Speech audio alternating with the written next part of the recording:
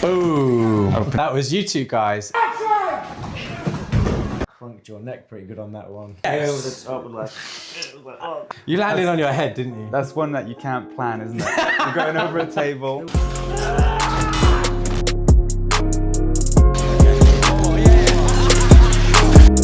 Hi, my name is Mark Stanton Kelly, and I am the fight coordinator for Andor Season 2. I'm Martin Wild. I was Cassian Andor stunt double for Season 1 and 2. I'm Che Anich. I'm the assistant fight coordinator, and I also doubled Syril. So we wanted to make a video breaking down the fight, how we did it, what it was like to film on the day, and everything in between that we learned on the way. The reactions have been insane. Woo! There you go. Damn! This is a hell of a fight. Jesus. Ow! Shit, never mind. Damn! Damn!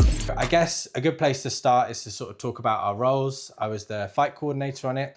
Basically, I read the script, I find certain areas where there's characters that are having fights, and it's my job to put those words onto screen. We build in our rehearsal space a small set, trying to mimic what the actual set looks like on the day. We then shoot what's called a previs. Previs means pre-visualization. That is what we show to the director, to the cast, to the producers and the showrunners. We get notes back and we try to change it based on the feedback. One of the really cool things about this particular fight scene, the final version of the previs ended up being the template for what they used and what is on screen. We had very little time to shoot this fight scene, and the previs ended up being the roadmap for what we did on the day. We are in with Syril. Yeah, he's just setting the scene really well there. Just in the background of that, a lot of people haven't seen it. It's K2 holding a human up in the air and slamming it down. We concepted that idea back in our rehearsal space. We also got that whole bit of water there. Yeah, right? let's just pick Danny up and yeah. throw him into the water. It's really cool how they've used that there, actually.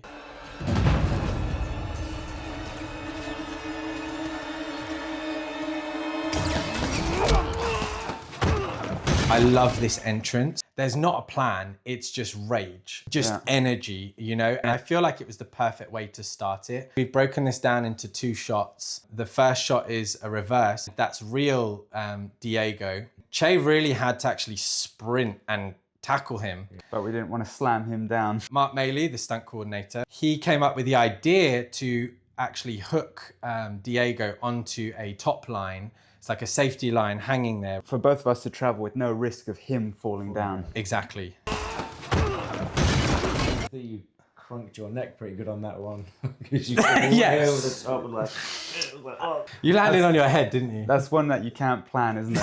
You're going over a table. The table was quite steady as well, so we had to have a line on the table to pull it over as well. Yeah. There is a line and one of the riggers was there as we hit it, pulled it, so it definitely flipped us over.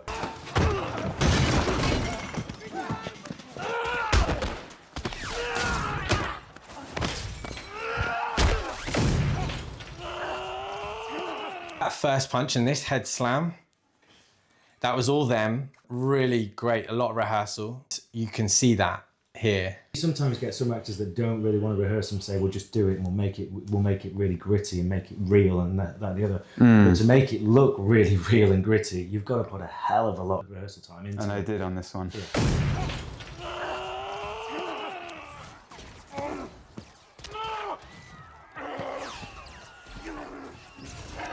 That's the exact same angle we did with you two, like pushing Che's face into the camera. This is what sells the messiness. Hands in face, trying to cover the mouth. At the same time, this is choreographed chaos. So they know exactly what each of them are doing, but they are selling it so well that it's like uncomfortable. You can see the indentation, you see the skin color change on Kyle's face. It's kind of starts setting the tone straight away.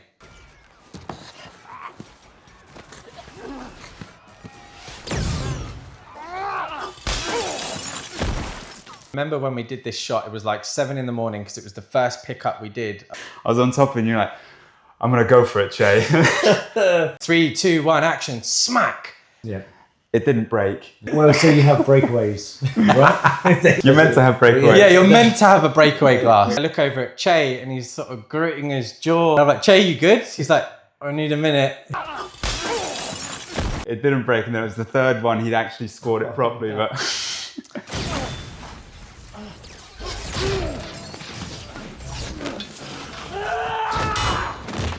It was a soft-ish.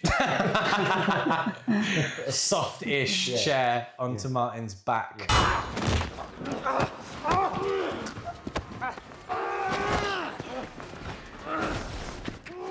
That is, all that looks as though it's messy and stuff, but that was choreographed and rehearsed to within an inch. Yes. Every step forward, and because they had to Positioning, unison yeah. and stuff like that. And We called that the dance section, didn't we? They're spinning around on each other's back. We wanted it to look messy, but at the same time, they needed to know where they were, because otherwise they'd end up going through the glass window that was right next to them. We did not want that to happen.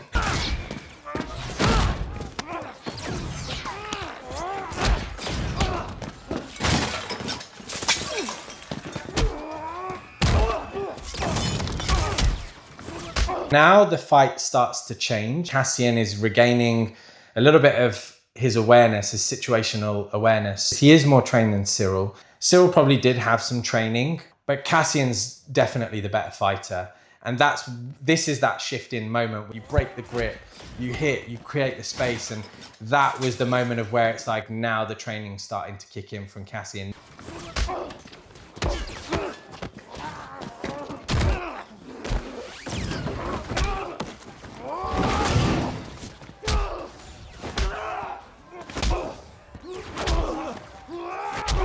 In our previs, we had that head hit smash the glass. But Kyle does a really good job of selling the hit onto the window, but I feel like the glass not cracking makes the hit look harder. Yeah. It's very much left to us, like where we want to take the fight. And I was like, we need to do something against this window.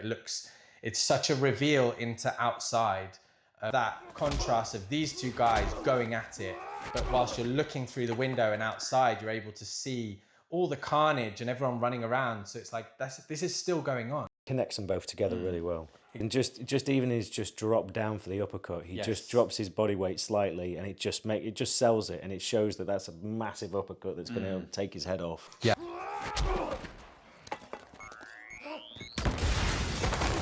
One of the versions we had when they were fighting up against the window that we originally proposed was a K2 actually lifting someone up and just throwing a human body in, which kind of smashes into the fight. But ultimately, it's just too much of an ask to do that on such a short time frame. Yeah. One of the things I really wanted to make sure happened was the chaos outside spilled into the fight.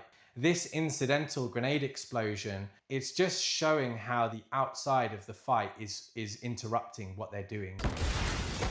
that was Diego. That is Diego jumping straight at camera with a real explosion, and then you can see Che going flying there. To get his face into camera away from an explosion and stuff like that was really, it was a testament to the safety precautions we put in, and Diego trusting us to do that.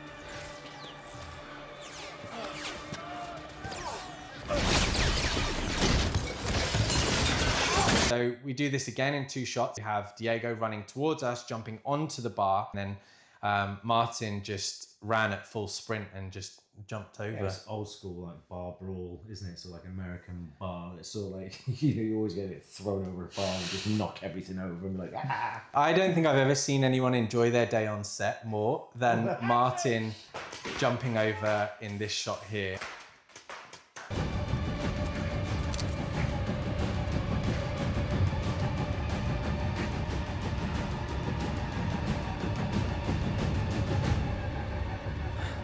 Who are you?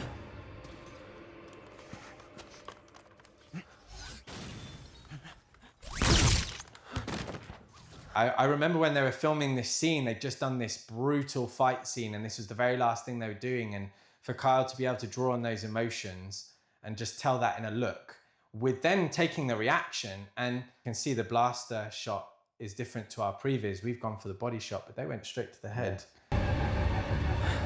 Who are you?